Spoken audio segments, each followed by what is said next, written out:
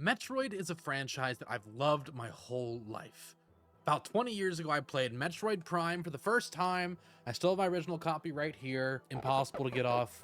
GameStop, used sticker and everything. I also bought it again with the Prime trilogy, and then again on the Switch. You know, I love this game, and I love the franchise that it spawned. And the original Metroid Prime is still in my top 10 games of all time, easily. I've played almost every Metroid game, and tons of games in the Metroidvania genre, from big hitters like Hollow Knight to some smaller titles like Double Fine's Headlander. I've played and loved them all. But this whole time, there's been a glaring omission to that list.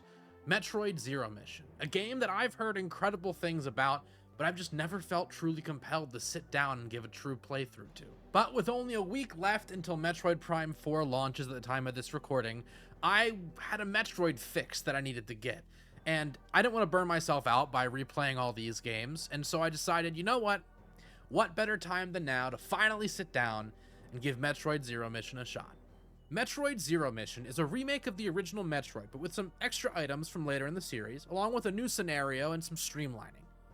Of course, being the epic gamer I am, I knew to walk left instead of right at the start, and I began my journey through Zebes. And the early hours of the game are pretty much exactly what you'd expect from a remake of the original Metroid, with one major change. A bunch of the Chozo statues tell you exactly where to go.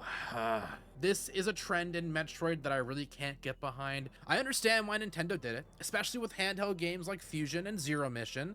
It breaks the game up into more bite-sized objectives, perfect for a train ride to work.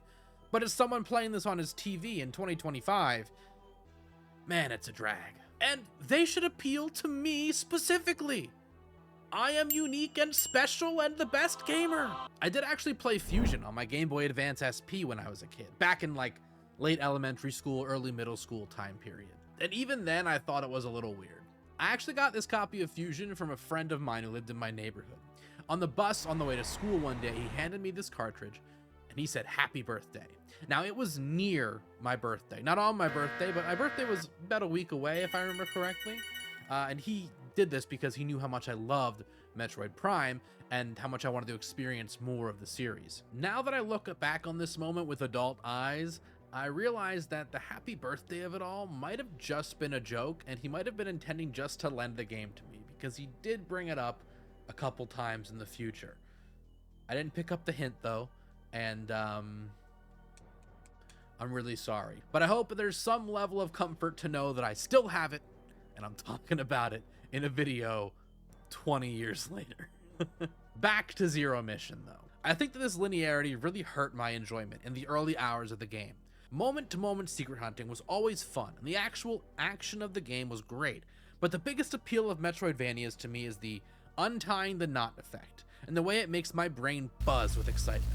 So I spent the first half of my playthrough having fun, but being a little bummed. I was happy I was finally playing the big blind spot for me in this franchise, but I was sad that I really wasn't understanding all the praise it gets online. I was ready to just chalk it up to being a game from people's childhoods or an early Metroid game for them, and honestly, even now I still don't understand just how hyped people get about this game, but I did end up changing my mind and enjoying it quite a bit by the end. I've always known about the Zero Suit segment of the game. I had heard it was cool, but for some reason I always thought it was just like a post-game thing, completely separate from the main game. It was around when I was fighting Ridley when I realized that there were multiple things that I couldn't do yet, and knowing the original game, I realized that that meant that the Zero Suit segment must be more connected than I thought, and that got me really excited. The fact that it was building on the existing map with new items to discover and new places to explore, and I'd be able to come back and explore the rest of Zebes from the original Metroid with all this new stuff after the Zero Mission segment got me super hyped. And so from that point forward, I ignored exploration and just went straight to Mother Brain and fought her.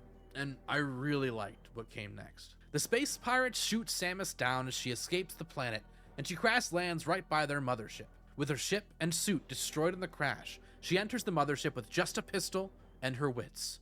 Her goal? To eradicate the space pirate threat and procure a new means of escape from planet Zebes. Because Samus is powered down, this ends up being very similar to the SAX sections of Fusion and the still-to-come ME segments of Dread. And this is a Metroid trend that I love. Many people know that Ridley Scott's Alien was the main inspiration behind Metroid. It's also one of my favorite movies of all time.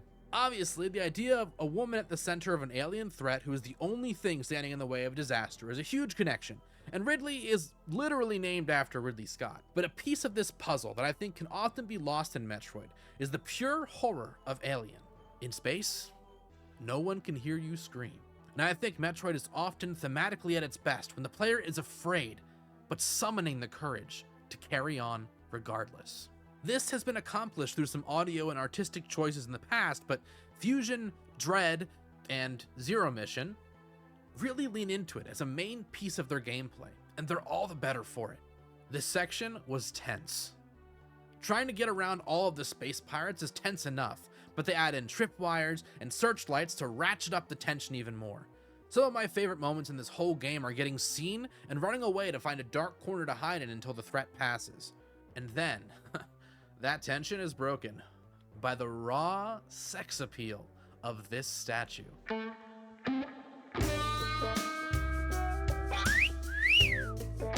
Of course, this segment ends with Samus getting all of her stuff back along with the gravity suit, space jump, and plasma beam, followed by an absolute god mode tear through the mothership.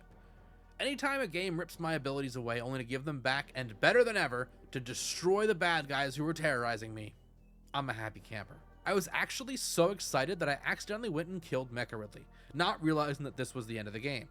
So I reset the game so I could get 100% item collection before I actually finished. Those who have played this game before know where this is going, but we'll put that Mecha Ridley fight in our pocket to save as a special surprise for later. Upon reloading, I went straight for this glass bridge. Just like with walking left at the beginning of the game, I'm a gamer TM, and I've played Super Metroid, so I know exactly what to do. I blasted it open and reconnected myself to the main part of the map. There's an enemy outside to indicate you can get out there, but even then, I don't know how someone who doesn't know about the reference to Super Metroid would be able to do this. But hey, I knew it, and it was fun to feel smart. I went around and finished my 100% completion. Mostly pretty standard stuff, but is it just me or are the Shine Spark puzzles in this game especially devious? There were genuinely times where I was wondering if I was just overcomplicating it and there was a simpler solution. But no, they're just like that. I mean, look at this. It's nuts.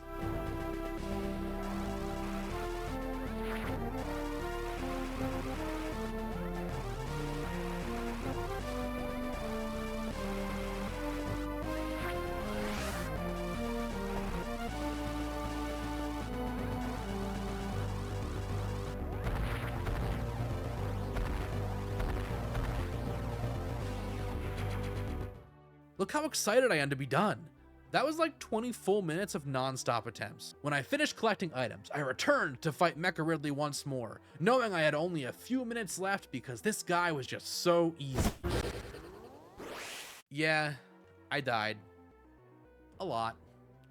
I was genuinely wondering what happened. At first, I thought that maybe the part of my soul that I gave up to get good at Shine Sparking was the one that carried my ability to win this fight. But then I noticed he was doing tons of damage, and I realized what's happening.